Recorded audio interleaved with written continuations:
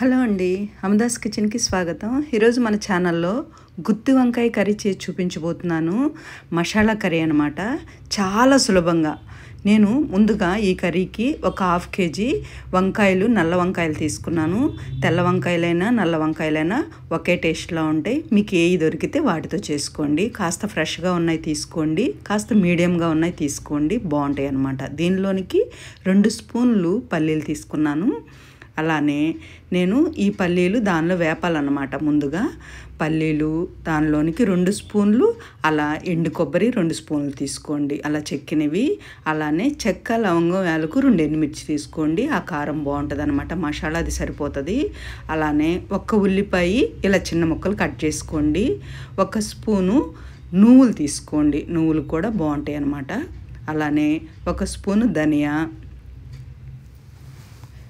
పచ్చిమిర్చి పొడవుగా ఇలా చీల్చండి, 3 పచ్చిమిర్చి సరిపోతాయి.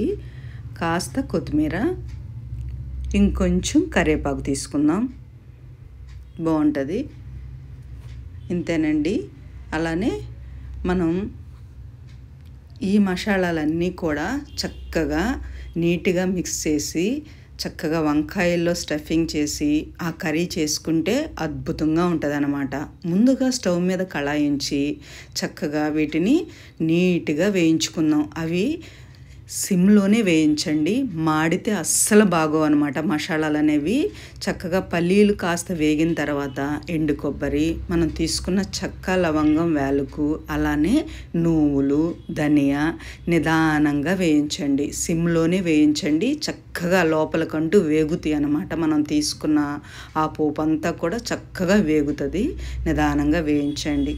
మనకి 3 నిమిషాల్లోనే ఇది ఇలా వేగిపోయింది. అది చల్లారిన తర్వాత వీటిని ఇలా మిక్సీ చేసుకుందాం. వాటిని అలా మెత్తగా మిక్సీ పట్టిన తర్వాత దీన్ని, ఈ పౌడర్ని అంతా ఒక బౌల్లోకి తీసుకుందాము. ఇప్పుడు కర్రీకి సరిపడా 1 స్పూనున్నర కారం తీసుకోండి, ఎందుకంటే పచ్చిమిర్చి కూడా తీసుకున్నాం. అలానే 1 స్పూనున్నర సాల్ట్ తీసుకోండి, 1/2 స్పూన్ పసుపు తీసుకోండి.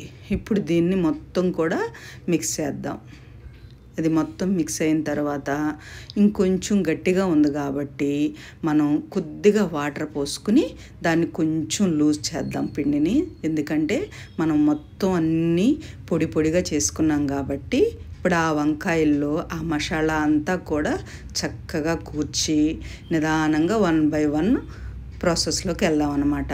మనం కడిగి పక్కన నీళ్ళల్లో ఉంచుకున్నాం కదా వంకాయలు, వాటికి పుచ్చులు లేకోకుండా ఇలా ఘాట్లు పెట్టి చూసుకోండి. పుచ్చులు ఉన్నాయో లేవో, లోపల మనకు పుచ్చిపోయి ఉంటాయి కదా, అట్టా ఘాట్లు పెట్టి ప్రతి ఒక్క వంకాయని అలా చూసుకోండి. ఇప్పుడు మనం తయారు చేసుకున్న మసాలాని అలా వంకాయల్లో లోపలికంటూ కూర్చేయండి. అప్పుడు చక్కగా మన వంకాయలకు కూడా మసాలా బాగా పట్టుకుని చక్కగా నూనెలో వేగేటప్పుడు చాలా చాలా రుచిగా వస్తుంది గుత్తి వంకాయ కర్రీ అనేది. నేను చూపించిన విధంగా మసాలాలు అలా తయారు చేసుకుని చేస్తే అస్సలు నాన్ వెజ్కి ఏమాత్రం తగ్గదు. ఇదే ప్రాసెస్లో వెళ్ళండి మీరు. ఇప్పుడు నాకు ఈ మసాలా మిగిలింది కదా, ఇది మన కర్రీకి గ్రేవీ అన్నమాట. ఇప్పుడు మనం కళాయి తీసుకుని ఆ యొక్క వంకాయలకు సరిపడా ఆయిల్ తీసుకున్నాను. ఆయిల్ అనేది బాగా హీట్ అయిన తర్వాత కాస్త జీలకర్ర, అలానే చిటికెడు ఆవాలు తీసుకోండి, ఎక్కువ అవసరం లేదు పోపుకు అన్నమాట అది. అలానే మనం కట్ చేసి ఉంచుకున్న పచ్చిమిర్చి ఇలా పొడవు ముక్కలు కట్ చేసుకోండి. పచ్చిమిర్చి అనేది చక్కగా కారం కారంగా బాగుంటుంది ఈ కర్రీలో. అలానే కరివేపాకు కూడా తీసుకోండి. ఇవి కాస్త ఏగుతూ ఉండగానే మనం కట్ చేసి ఉంచుకున్న ఉల్లిపాయలు కూడా వేయండి.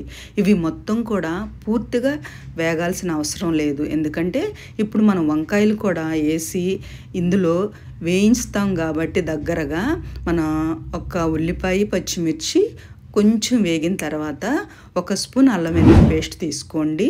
అల్లం వెల్లుల్లి పేస్ట్ కూడా వేయడం వల్ల కర్రీ అనేది మంచి మసాలా కర్రీ లాగా వస్తుంది, అద్భుతంగా ఉంటుంది అన్నమాట. అవి కాస్త వేగిన తర్వాత నేను మసాలా పెట్టి పక్కన ఉంచుకున్న వంకాయలన్నీ వేసాను. ఈ కర్రీ చేసుకునేటప్పుడు ఇలా ఖాళీగా ఉన్న కళాయిలు తీసుకోండి, అప్పుడు ముక్కలు అనేవి చక్కగా చక్కగా వేగుతాయి అన్నమాట. మనం విరుగ్గా ఉన్న దాంట్లో కర్రీ చేసుకుంటే కాస్త వేగడానికి టైం పట్టిద్ది. ఇలా ఖాళీగా ఉన్న పాత్రలు అనుకోండి, ప్రతి వంకాయ కూడా చక్కగా వేగుతుంది అన్నమాట. చూసారా ఎంత ఈజీగా అయిపోయిందో మన కర్రీ అనేది, చాలా దగ్గర పడిపోయింది. ఇప్పుడు మనకి 70% వంకాయ చక్కగా మగ్గిపోయింది ఆయిల్లో.